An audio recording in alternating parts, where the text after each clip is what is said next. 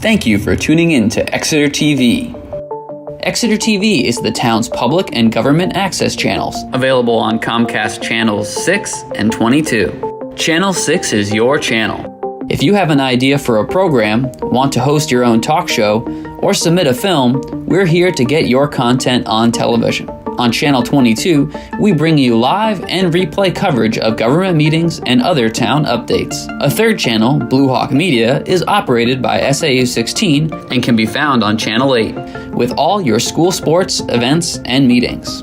You can watch Exeter TV online at exeternh.tv, Apple TV, and on Roku. Find us on social media for extra content. Subscribe to our YouTube channel and hit the bell to get notified about live streams and new content. Tune in to our platforms every other Friday to watch the Exeter Biweekly Report with recaps of recent events, updates from town departments, and messages from nonprofits in your area. If you head to our website, exeternh.tv, we invite you to sign up to our newsletter to receive monthly updates about new content, upcoming meetings, and more. We'd like to thank you for taking the time to watch Exeter TV and hope that you tune in to our other content as well.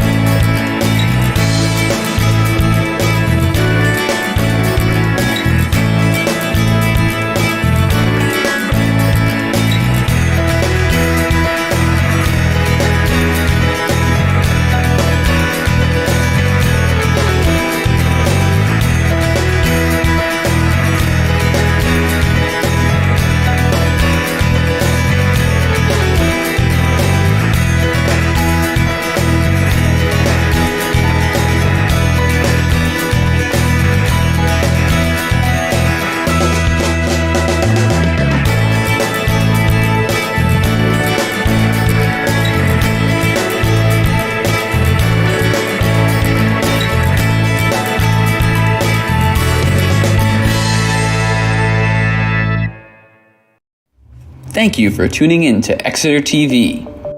Exeter TV is the town's public and government access channels, available on Comcast Channels 6 and 22. Channel 6 is your channel. If you have an idea for a program, want to host your own talk show, or submit a film, we're here to get your content on television. On Channel 22, we bring you live and replay coverage of government meetings and other town updates. A third channel, Blue Hawk Media, is operated by SAU 16 and can be found on Channel 8, with all your school sports, events, and meetings. You can watch Exeter TV online at exeternh.tv, Apple TV, and on Roku. Find us on social media for extra content. Subscribe to our YouTube channel and hit the bell to get notified about live streams and new content. Tune in to our platforms every other Friday to watch the Exeter Biweekly Report with recaps of recent events, updates from town departments, and messages from nonprofits in your area. If you head to our website, exeternh.tv, we invite you to sign up to our newsletter to receive monthly updates about new content, upcoming meetings, and more. We'd like to thank you for taking the time to watch Exeter TV and hope that you tune in to our other content as well.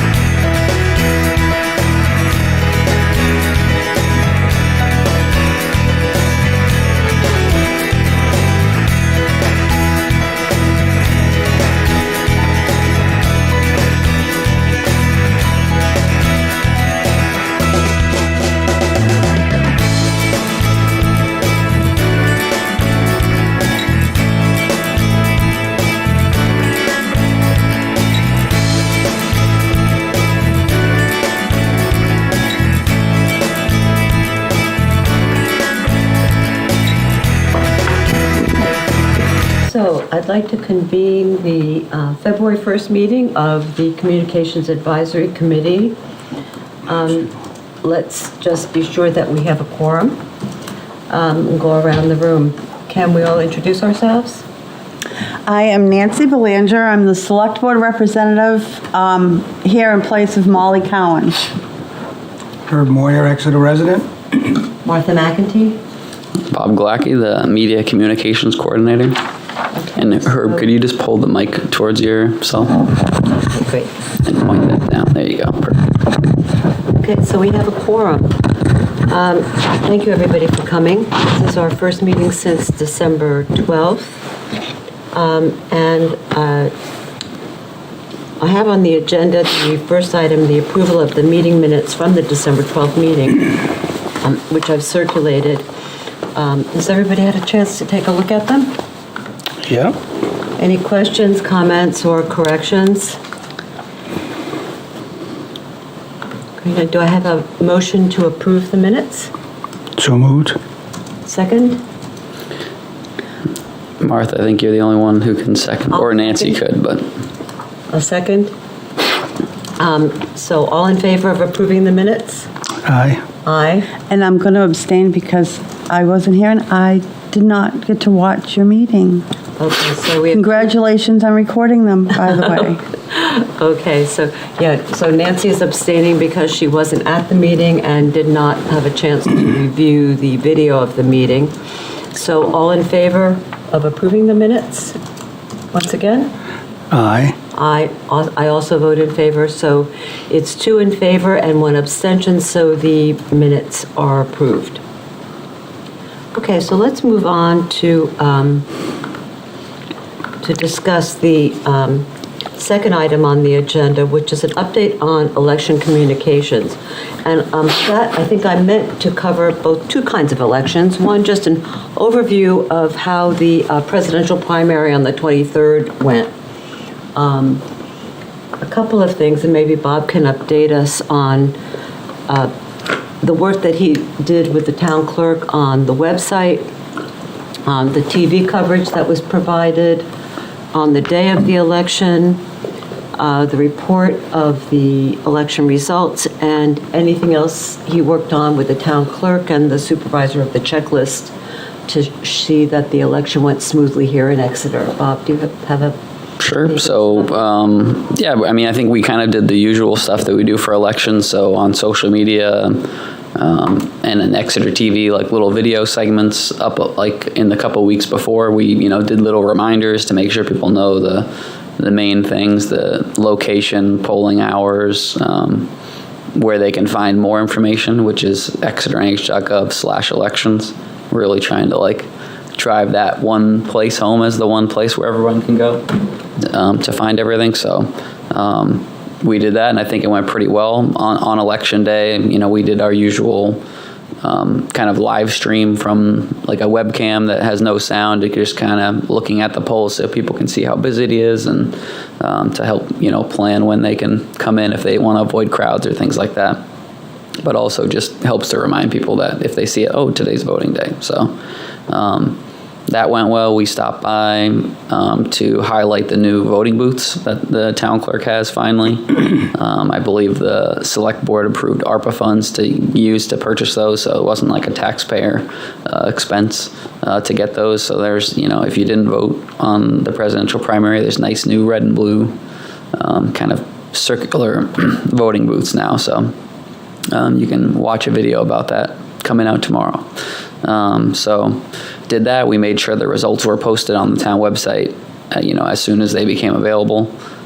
So I was there, until 11:45 on election day PM to make sure those got up there. And then we, have since put, updated ones that also include information about, how many registered voters versus voters, of the day, kind of some more data or whatever on the ballot. So those are up on the website, as we can see if my computer works. That stuff was on the homepage before.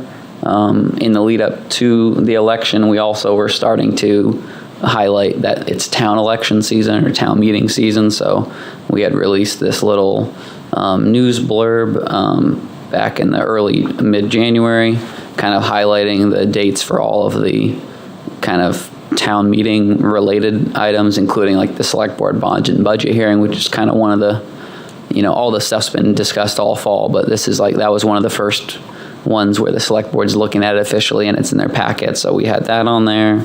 The candidate filing, which ends tomorrow at 5 p.m. If anyone's watching and wants to run, they have to do that in the town clerk's office.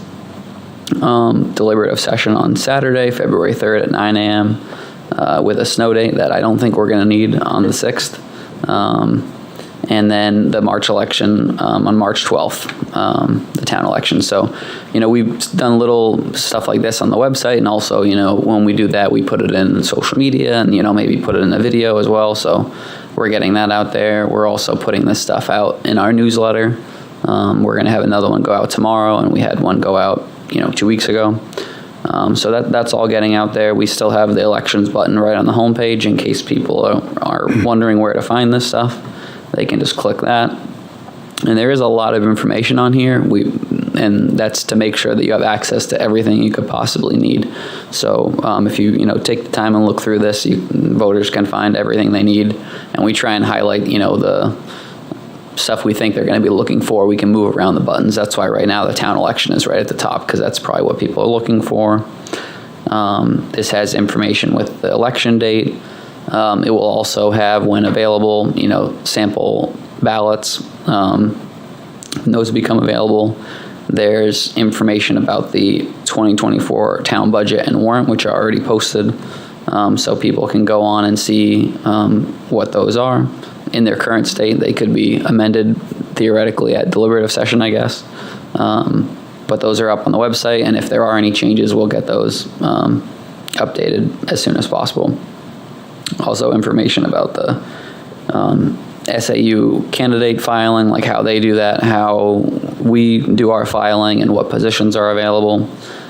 When filing closes, we're going to work within the next few days to post all the candidates who did file, so people, if they want to see who's running, will be able to check that. Hopefully tomorrow by noon, we'll have a PDF copy of what gets distributed usually at deliberative session.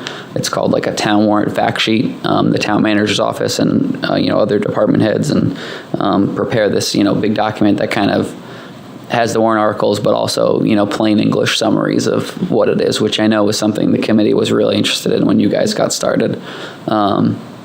And I think it's been good that we kind of just have this now, rather than in the early days of this committee, like you guys created your own version and, they had that and, they had the same information, but now we're able to just focus on getting one out as widely as possible rather than, trying to push both of them out. So this will hopefully go out in our newsletter tomorrow. So we might wait, an hour or two to send the newsletter just to make sure that we can get this document out there. That way people have a chance to look at it before they get to deliberative session in case they want to, be prepared for questions and, discussion and things like that. There's also on this page, you'll see 2 other websites. Those are other warrant articles that are on there, just more information about the projects that are related to those warrant articles if people want to, go even more in detail than the fact sheet and other stuff. So all this kind of stuff is what we're rotating through our homepage, and we'll always make sure this is, getting posted several times on social media, because sometimes stuff can be buried on the town website. But, in these rotating 4 highlighted items, you can skip to the next 4 and see other information. And this is, usually what the town's trying to put out there. So the same information here will be, pushed out on social media. So we've pretty much done the same thing. We'll have another video, like I mentioned, about the election results from the presidential primary and the new booths, and we're going to do another reminder about deliberative session and all that stuff coming up. So we've pretty much done the same. I would say this year we've done, at least so far, we've done less individual warrant article video explainers, because there haven't been that many that we feel the need to explain that much. They're pretty straightforward this year, but I think if there's any questions at deliberative session, we might try to further explain things in some videos, from early February to early March, just to make sure any questions people have are answered. So that's the plan, at least. My wife said the voting was pretty heavy. Yeah, it was. I was popping in and out, and it looked pretty busy and steady. And I'll do another plug for the town clerk's new polling pads. You don't have to wait in a line that's associated with your last name anymore, like I did when I went and voted. I went to a line, there was nobody there, but through another letter, it was out the door. So, but in Exeter, you can just go to anything, and now with the new voting booths too, they have more capacity as well. More voters can be in there voting at one time than in the past. So that the combination of the two is going to get, less waiting time for people, which is good. So we're trying to highlight that in our video as well. So We did have a few times where they did have to do crowd control. We had lines out the doors, but it still went really smoothly. I think it was great. And I like the new polling booths. They have the ability, some of them, so people can sit and fill out their ballots. So that's a wonderful option, I think. Yeah, especially with I don't think maybe this year, but some years the town warrants are sometimes longer. So if people want, they can grab one of the booths with a chair, take their time, read through it all, and yeah, it's great. So. Are the booths labeled, or is it obvious that there's a chair there? Yeah, it's obvious because it's kind of like the curtains don't go that far, like they go pretty much to the ground, but you can see that there's a chair behind behind them. Yeah, And you don't have to like bend down to see if there are legs there when you're checking to make sure pens are in there. Yeah, it would be nice just for older folks. Yeah, absolutely. Yeah. And then there's still the chairs along the bleachers. Oh, yeah. There's still those voting areas for people too that can sit down and they have that privacy. And can I just add one more thing? Sure. You got everything. It's awesome. For anybody at home, once you make, or they want to look at the fact sheets that are available, they'll be printed out for them too. Yep. At the deliberative session, so. Nancy, did you get any feedback from the public generally during Election Day about the polling pads and the new process at all? Did I hear? No. And I was at the polling machine, the ballot machines for most of it. No, but there weren't any complaints either. So that's a good thing, right? That's feedback in and of itself. That is feedback too, right. So, no, it went, I think it went really well. Yeah. Okay. I think it's a great new process. It is quicker at that end. That's good. That's really good. What do they do when people don't have a license? Do they The same thing with you go to the supervisor, the checklist, that hasn't changed. They have to have whatever the legal things, some people had their leases and bills in their name and things, so. And did I understand correctly from Andy that when are we going to get the new machines for inserting the ballot? They're ordered, and even if we had them, we have to wait for the Secretary of State to say it's okay to start using them. So But they are to use ordered. them for the town election? I don't, I don't expect Maybe to be November. available. We don't know. Yeah, we just don't know. I just know Andy said she has them ordered.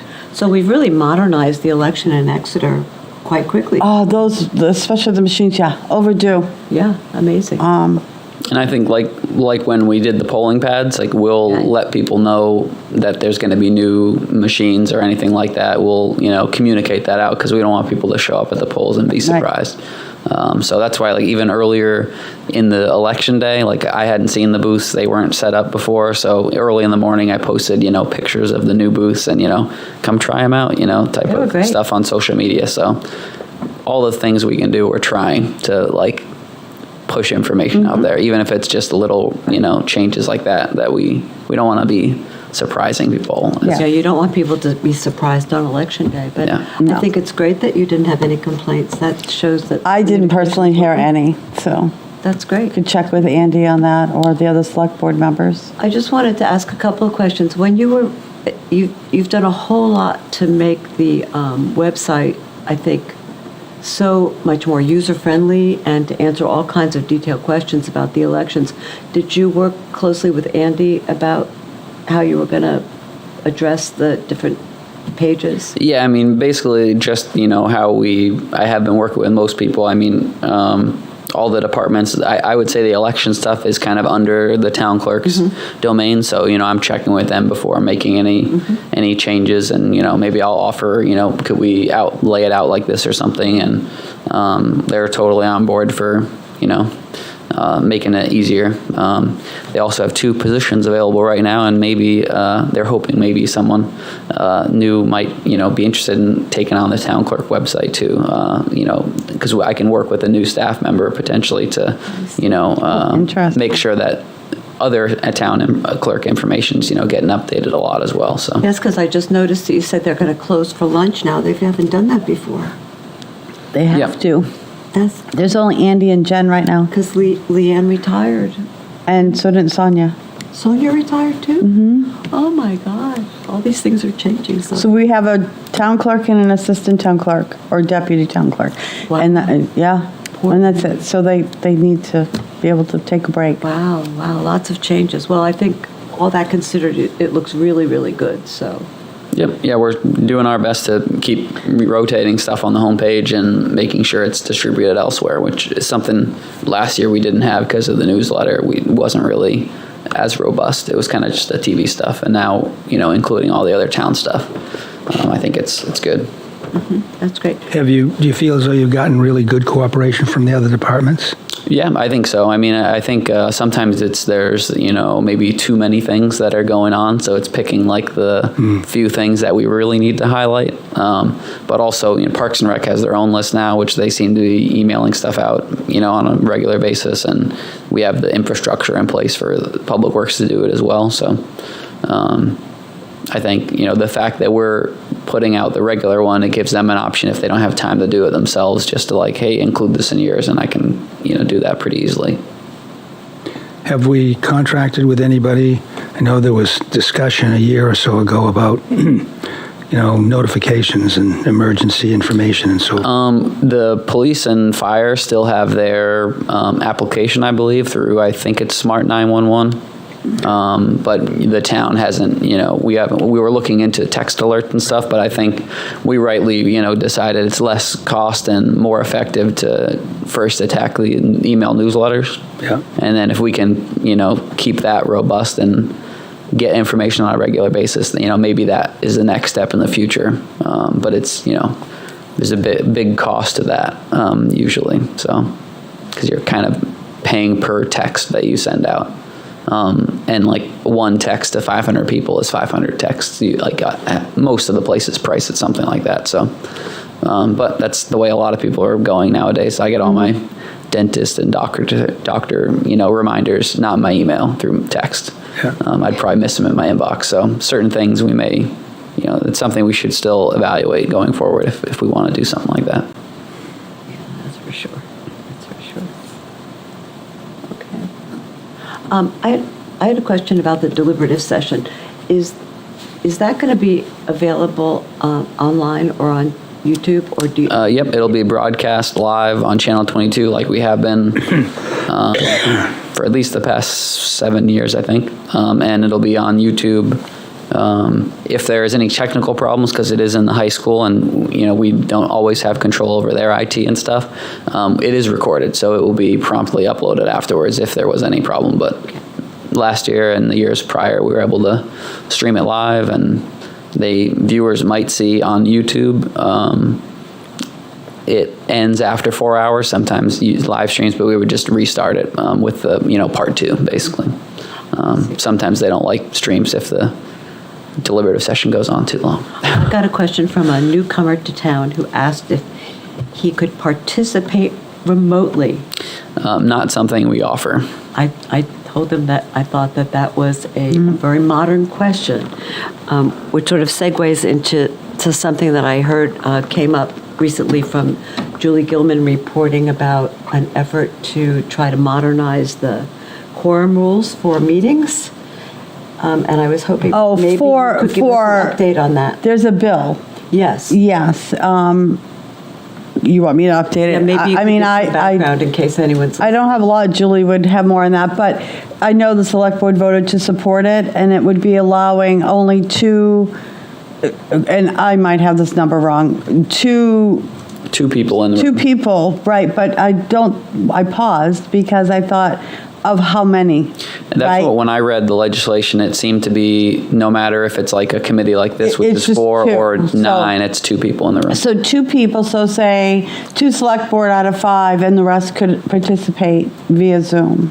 that's So illegal. if you could have 2... We can't right now, but this is the bill that is, That would allow it? yes, that's what they're trying to do. So right And the now, select board you report- have to have a physical presence, a physical quorum of any committee or board in order to have a legal meeting. But Julie reported on a bill that's pending in the legislature that would Yeah, if I had 2 known. people to be physically present, no matter how big a committee or board is, and then you'd have a quorum. Let me get my phone. And the rest There's an email on there. of the people could be present remotely. Sounds like subversion to me. It does. subversion. Right, so right now. I'm sure there are people in Concord who think it's subversion too, but it would be tremendously helpful to us. Because Molly Cowan was sick Monday night, she attended by Zoom, but she had to explain that she was not able to attend and that there was no one in the room. But you have to have a reason. You can't just Yeah. attend via Zoom. You have to be, sick or If you're whatever. ill or Yes. out of town for some legitimate no, I reason. just- Like, during COVID, we were allowed to do that. Sure. But that disappeared after COVID. So it would be tremendously helpful in recruiting members Okay, I to have the bill. It's Senate Bill 533. Senate 533. Yes, because I got the draft of the letter of support. Does it say who the sponsors are?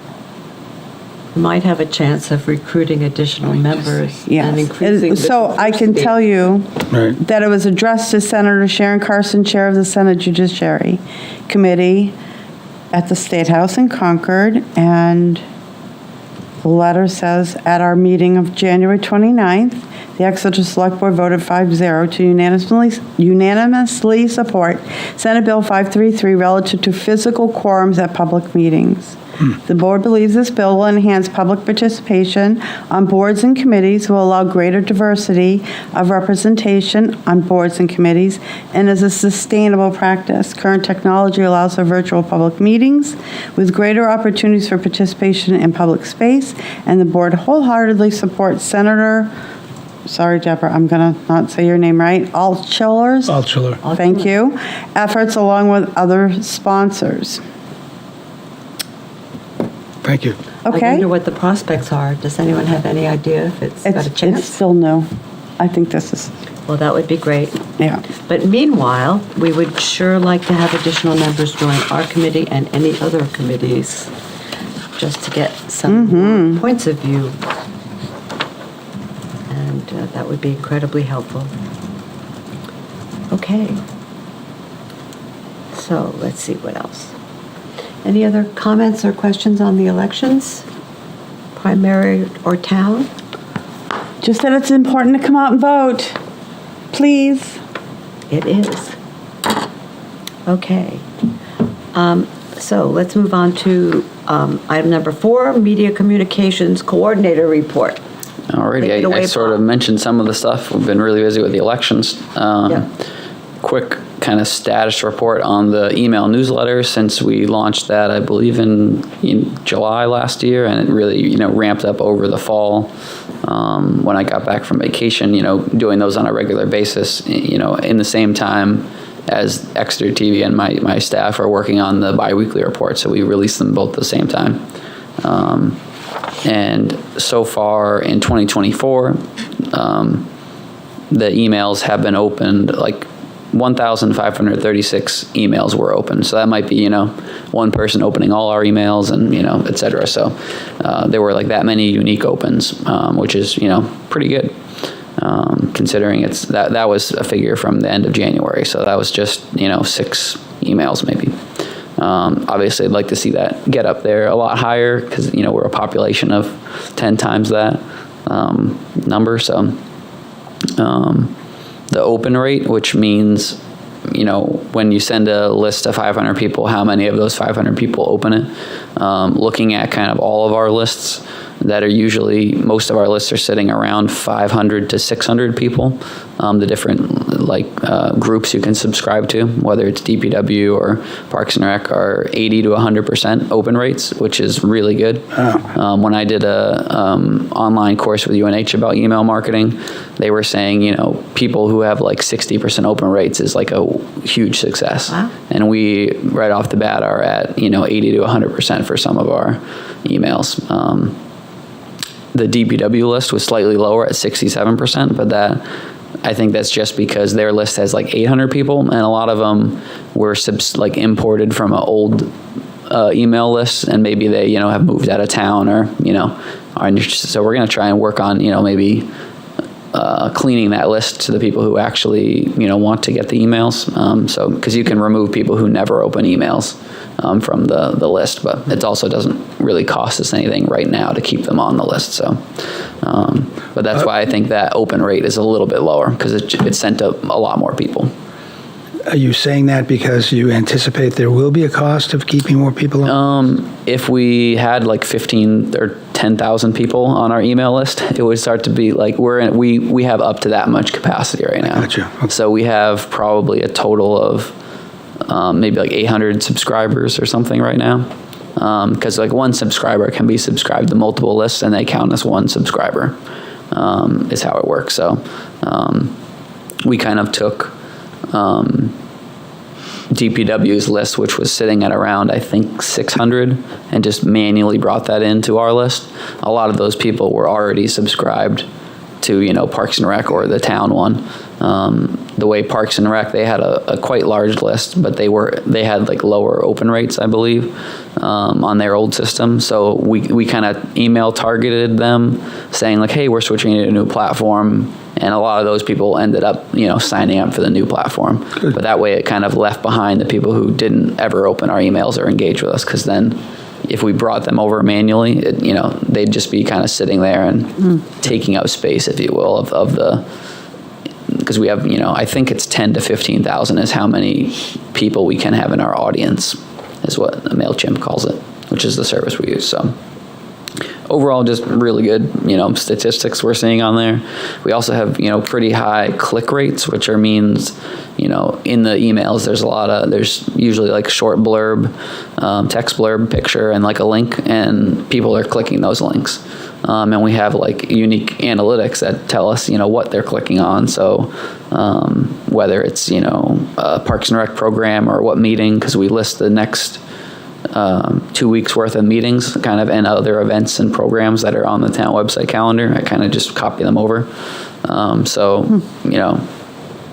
I'm interested this summer looking back at like a whole year, and we can kind of see like, well, what are people interested in clicking on? And maybe we don't need to email out about this because no one's really clicking on that anyway. So kind of clean up our newsletter and reevaluate it as we go. A few people have like responded to the emails because you can hit reply. They go to me. Right now, I'm not getting too many replies, so it's not an issue. We've gotten good feedback, and I've heard from town staff here, because we manually put all town email addresses into the system, so they're also getting the email newsletter. That way, they're informed about what's going on in other departments, and I think that's like equally as important as talking to the public. Yeah. I walk by the town clerk and they're like, hey, thanks for, the email, because it's, I didn't know this was going on. And now when someone comes into the town clerk's office, because they're the first point of contact for a lot of people, they're able to answer the questions because now they're aware. I think through department head meetings and other things, making sure employees, it takes a couple minutes, just breeze through so they're aware of what's going on. It would be a good, practice to make across, all the departments. Absolutely. I think you guys have made great strides. I'm really excited. Yeah, and for the cost, which I think was like $1,500 roughly or something like that per year, it's such a easy thing to send out. And we still have much more capacity to send emails. Like we can have, I think, like 150,000 emails a year or something, and that's like 10,000 people sending one email. That's 10,000 emails or something like that. It's an insanely large amount of emails we can send, and it was the cheapest cost we could get. Because you have that up, do you mind, Sure. Martha, if I ask him to just show people where they can? Yeah, so if people are on the town website, usually it's right here when you land. Sign up for alerts. You can click this. On this page, the front right here this is our email newsletters. They can click this link, and they'll be brought to this sign up page, which sort of gives a little summary of what you're getting into when you sign up for them. You put your email address, your first and last name. This isn't made public or anything. It's just so the email can say Dear Robert instead of Dear blank. So a little more personal when you get them. Mm-hmm. So we have the town news and updates, which gets the Exeter Bi-Weekly Report. Public Works updates, and Parks and Recs has several lists, whether it's general updates targeted at adults or youth programs or We haven't used the other ones too much yet, but we're hoping to, when get a little more robust with, if the town's hosting events, we can use the town event one to send out to that. We use the Exeter TV one as like a reminder. Usually, like we send it a couple days later than the town one and say, hey, did you happen to catch the weekly report? And by the way, here's one other topic that's going on in the town or something. Or if we filmed some interesting public meeting, we'll highlight that maybe.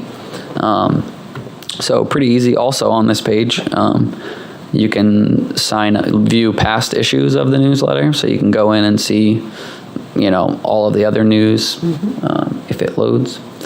While that's doing that, the Economic Development Director does emails targeted at business owners. So if you're a business owner, you might want to subscribe to his list. And the library has their own service as well. And the police? And then for text and phone alert systems, you can sign up to Police and Fire's one, which is only used in emergency scenarios, so you're not going to get a lot of stuff. And then there's just a list of all the town social media accounts that are out there. Some of these may have changed. There's a lot of them, but we try our best to make sure that these are the up-to-date links and everything on there. So if you find one, shoot me an email and I'll fix it.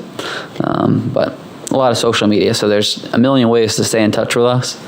And a million ways we're getting out information. I hope, in the future that we can, we're getting the information out on a regular basis, then we can start to, make it more of maybe a two-way conversation in the future and get more feedback. But this is like step one. So You're a work in progress. I would just like to stop for 1 minute and realize that a year ago, we had nothing like this. And we wanted so much for this page to happen. And now not only do we have the page, it works and people are using it. And you did a great job putting Thanks. this Yeah. together. Absolutely. I mean, everybody's working together to pull it off, so I think it's been great. As I said, very impressive. Really, really good work. So if you're watching, please subscribe. And look how user-friendly it is. Everything's on one page. You don't have to mess around with it. It's really easy to use. It's very elegant. It's a great job, Bob. Yeah, I mean, part of, and this goes back to, 2022 when we really redid the whole face of the website, was just making sure everything's accessible here, which it only looks like this because the laptop screen is kind of small. Usually these buttons are off to the right of these, but Yeah. you can get to the email sign up through this, and you can also view stuff that's just posted on the website in our kind of website news feed. So this is where, if updates are made to certain pages, like the transfer station hours are changing, or there's a notice about there's some flooding in the pit there. So little updates like that that maybe don't rise to the top of getting into a newsletter or things, they're often in here. So this is like a good place to check, and the URL is really easy to remember: exeternh.gov/news, and you'll get all this kind of stuff in a feed. And election results will, when those get posted, we'll make sure those are on there. So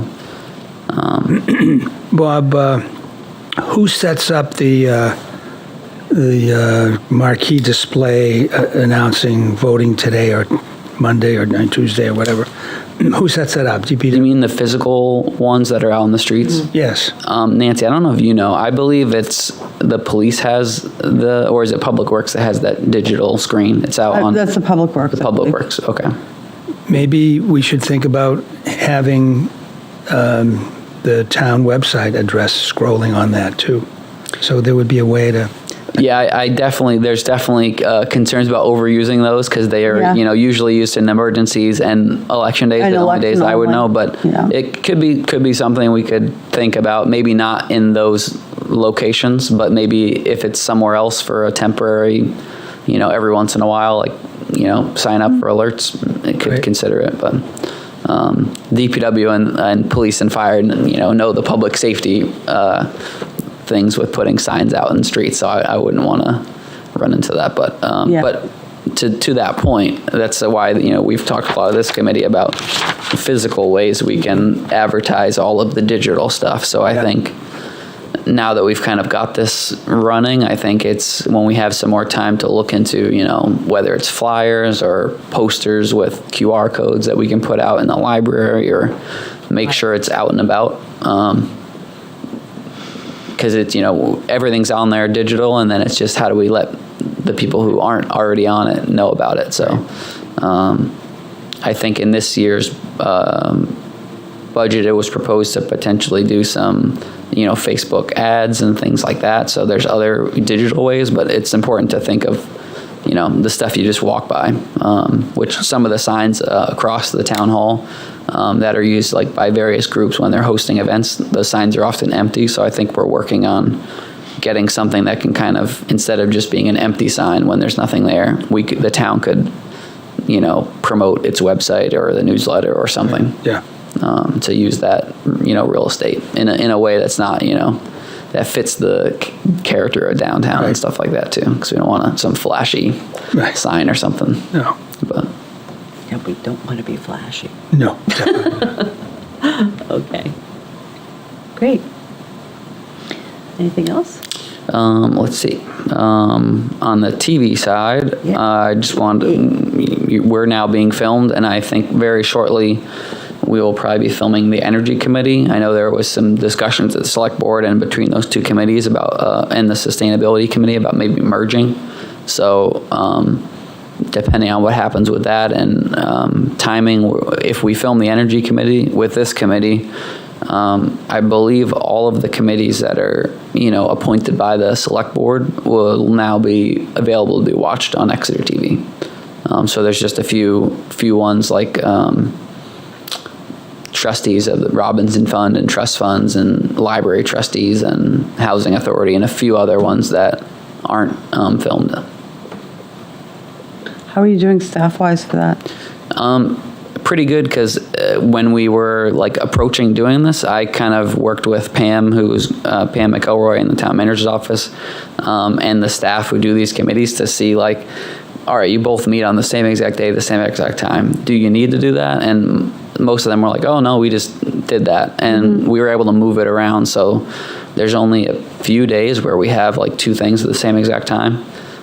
It still pops up sometime when the Select Board needs to move to a Tuesday or a thing. So we've been pretty able to handle that pretty good, I think. When budget season comes around, there's I was the gonna DRC. say, It I gets know, I'm asking a little tough, early. but We it's have kind of like this year. we basically flex a little bit around there, but we moved everything around that there aren't too many. On a normal schedule, we're able to get all of those for the most part. Okay, good, thank you. Some of them are also moving because they've had issues with quorums and things to daytime meetings. Like the Heritage Commission is moving to the day. Now I think they're going to be meeting at 10 a.m. so that we're already here. It's not in the evening when there was another meeting. So we're able to do it, and obviously we'll reevaluate it as we go. But it's a little milestone, I guess, bringing us back to 2020 to 2021 when we filmed every single committee basically through Zoom because we were hosting them all. So more transparency, and if people want to see, whether it's staff or the public who wants to learn about what some commission or committee's working on, No, I they're think all it's on great. YouTube, I'm so. always looking at the whole picture, that's Yeah. all. So thank you. So, because I think this gets at at the goals of you guys is the inter committee communication, because it's often hard for them to follow what the other committees are doing, especially if they aren't filmed. So making sure that those are available in combination with Will and Gabe, my two employees, do a good job with our series meeting minutes, where they will take a 3-hour meeting and try to highlight some key things and invite Yeah. people to go and watch the Yeah. full meeting, because that'll get people interested in And they do a good government job with stuff. that, yeah. We don't put any spin or anything on it, just kind of here's what happened. These were the votes that were made. So those are And the select board also, at the end of every meeting, we give our committee report. So any committee we've sat on in between the previous select board meeting and that one, we do a report. So to try to keep everybody informed that way too. Yes, that's right. So, And unfortunately, you don't have an out if you missed the meeting because we film them all now. So you can catch up on anything you missed. Well, the last biweekly report I was telling Will before our meeting when I was talking to him that he did a really, really good job on summarizing or selecting some comments from the select board about the various warrant articles. Yep, we try to basically, just summarize the overall Really gist of the meeting basically and make sure we're not, putting any spin or anything on it. But we think it's a good thing. And I've heard, from people in the public and staff and other committees like, oh, that's really helpful because I'm not going to sit and watch the whole thing. But like with the select board meetings in particular, we do this thing called chaptering, where if you go watch it on YouTube, there's a little, the progress bar, you can click to the different agenda items usually. So that way, if you see a 3-minute recap, you can then go and jump right to that part in the meeting without having to skip through it. So Yeah, I like that option. But when you hover over that, does it ever say what it is? I think it does, and I depending believe it on does, whether you're yeah. watching it on TV or your phone, it'll kind of show what chapter you're in. So That's incredibly helpful. the only extremely long meetings, sometimes we combine a few items, but we try to put what it was. Like sometimes the regular business is just regular business. Other times we'll do like tax abatements, approvals, and all those. But Okay. sometimes it's hard to break up a lot of agenda items I on a never long knew what meeting. that was But we do our best. Chaptering. Yes. Never knew what it was Our called. chair does a very good job at trying to keep our meetings to a reasonable time. Great. And a tip for anyone watching, they can change the speed on YouTube and watch it like 1.5 times speed, so it doesn't take as long. Can't do that during the live meeting, though, unfortunately. Okay. Anything else, Bob? I think that's it. The only last thing is I had a little bit of time, so I'm looking through the Channel 98 policy, which is now should be Channel 6, kind of like operating procedures, and I was just giving it a quick look, and I'm hoping, Herb, at some point I can send it to you, and I'm kind of just looking through it all and seeing like what are some really easy out-of-date fixes that we can do, like remove 98 and put 6 because the channel's numbers change and things like that. Hasn't been looked at in a while, but maybe that's like a first step at dipping our toes into reevaluating that. And it's interesting that it's the like operating procedures for the public access channel. Something, probably a good idea to look at, and then, how can we mirror that and create one for if we need one for the government channel. And I don't know if we're not overseeing the school's Blue Hawk Media, but I work, closely with Eric Chellis, who runs that, and I'll probably work with him if he has any. I don't know if they have policy and procedures need to be updated or something, but we can work together and brainstorm, stuff. And I'm still on the New Hampshire Coalition for Community Media Board, so I'm constantly in talking with all the other towns about how they're approaching different things. So that's in the works too, but I know it's been on our agenda a few times to start to do that. So I started. Are there any regulatory reporting requirements for that, for reviewing that stuff or filing? Not that I know of. I mean, we have to obviously comply with FCC and any federal, state laws and local laws, but But even the select board looks at policies and procedures for different things periodically just to see if they need to be tweaked somehow, updated. So it's a good practice. Okay. Anything else? I think that's all I had for my update. Okay. Nope. Any other business? Anybody? Okay. Well, if there's no other business, I will entertain a motion to adjourn. Wait a minute. Nope. I have other business, which is our next meeting. I'd like to propose that we skip March. And that's because, one, Bob is going to be otherwise occupied because he has work to do in Stratham. And I think we need to take March off, and we're actually sort of maybe even considering, and this is something I'd like maybe for the select board to consider, until we get maybe up to speed or have another big issue to deal with, that we consider going to meeting every other month. Sure. I will let Molly know, and we'll talk. I'll do it at my next meeting when I give the update. Unless that you'd like us to consider, it might be a good idea, because I think Bob has a lot on his plate just every day. Well, you guys have a better pulse on that than we would, but if that's what you're thinking about, I'll just bring it up so Molly's aware Just and for now, the board, yeah? Because unless we have another, we could use another. Similar to the River Advisory Committee. Water and meet sewer has done when it. needed, and Yeah, yeah. Right. And then the question would be, when shall we schedule our next meeting? And maybe we have to wait until we hear from Molly. But while we're here, we'd go for the first Thursday at 6:30 if this time still works. So that would be make sure that works for her. That's the second? That would be the that would be the 4th. March of 4th. April. 4th of April. Oh, I'm in May. Sorry, jumped Let's ahead. skip March. Does April 4th work for you, Herb? April 4th, Thursday at yeah, 6:30 I PM. can't, I'll look at my calendar. I don't think I have Have to anything look? that far ahead. It's 2 months away, so we could always reassess. Yeah, we can Yeah, I'm reassess. sorry, I Check thought the you month. said that possibly skipping that month, that's We'll fine. skip March.